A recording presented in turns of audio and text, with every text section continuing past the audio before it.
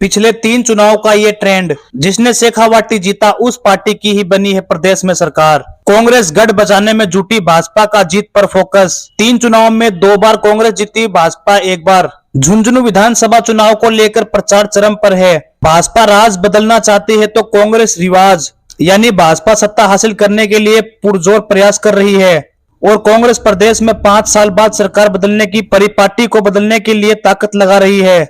पिछले 3 चुनाव में सत्ता तक जाने का रास्ता शेखावाटी होकर ही जा रहा है। जिस पार्टी ने शेखावाटी फतेह किया वही सत्ता पर काबिज हुआ है। 2023 के इस विधानसभा चुनाव में भी भाजपा कांग्रेस ने सत्ता तक पहुंचने के लिए शेखावाटी का रास्ता पकड़ा है। शेखावाटी पर कब्जा जमाने के लिए भाजपा पूरी ताकत झोंक रही है, वही कांग्रेस अपना गढ़ बचाने में जुटी है। पार्टियां सैनिकों, उद्योगपतियों, लोक देवी देवताओं व स्थानीय मुद्दों को लेकर शेखावाटी को साधने की कोशिश में हैं। 2018 के चुनाव में कांग्रेस को यहां 21 में से 15 सीटें मिली थी। बाद में उदयपुर वाटी से जीते बसपा विधायक भी कांग्रेस में शामिल हो गए और उपचुनाव में मंडावा से भी कांग्रेस जीती थी। खंडेला से निर्दलीय जीते महादेव सिंह भी कांग्रेस में शामिल हो गए थे। इन 18 सीटों के दम पर ही कांग्रेस 5 साल प्रदेश में सरकार चला पाई है। भाजपा को तब 4 सीट ही यहां से मिल पाई थी। 2013 में 12 सीटों पर जीत के बूते ही भाजपा सत्ता तक पहुंच पाई है। तब कांग्रेस को 4 व अन्य को 5 सीट मिली थी। इससे पहले 2008 में शेखावाटी से 11 सीट जीतने के बाद ही कांग्रेस सत्ता में आई थी।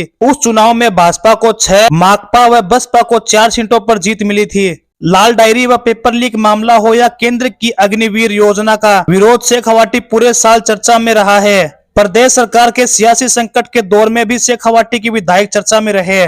प्रधानमंत्री नरेंद्र मोदी भी बॉर्डर पर दिवाली बनाने से लेकर शेखावाटी के जवानों, शहीदों, उद्योगपतियों सहित यहाँ के बर्तनों तक का जिक्र कर चुके हैं। झुंझुनू सभा में उन्होंने कहा कि मैं बॉर्डर पर तैनात शेखावाटी के जवानों के साथ दिवाली मनाकर आपके लिए उनकी राम राम लेकर आया हूं। उन्होंने पार्टी कार्यकर्ता से कहा कि घर घर जाकर कहना कि मोदी ने राम राम कहा है।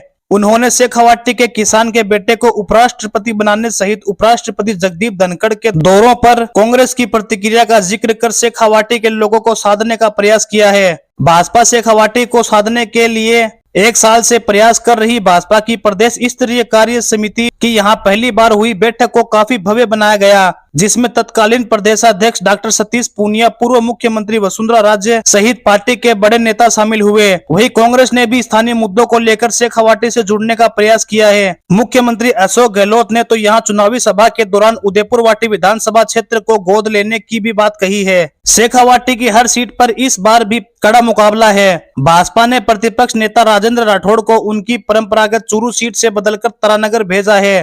प्रधानमंत्री उनके समर्थन में सभा कर चुके हैं। झुंझुनू सांसद को मंडावा से प्रत्याशी बनाया है। विधायक सुभाष पूनिया का टिकट काटकर पूर्व सांसद संतोष अहलावत को उतारा है।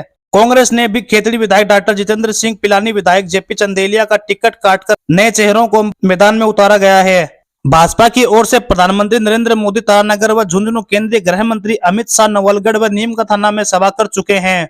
अलवर सांसद बालकनाथ बुहाना व घनश्याम तिवारी मलसीसर आ चुके हैं। कांग्रेस की राष्ट्रीय महासचिव प्रियंका गांधी, मुख्यमंत्री अशोक गहलोत, पीसीसी चीफ गोविंद सिंह डोटासरा, पूर्व मुख्यमंत्री सचिन पायलट समेत कई बड़े नेता दौरा कर चुके हैं। गहलोत पिछले कुछ समय में ही 5 से अधिक दौरे कर चुके हैं। वे खेतड़ी, बिसाऊ, उदयपुर वाटी, नवलगढ़ में सभा कर चुके हैं।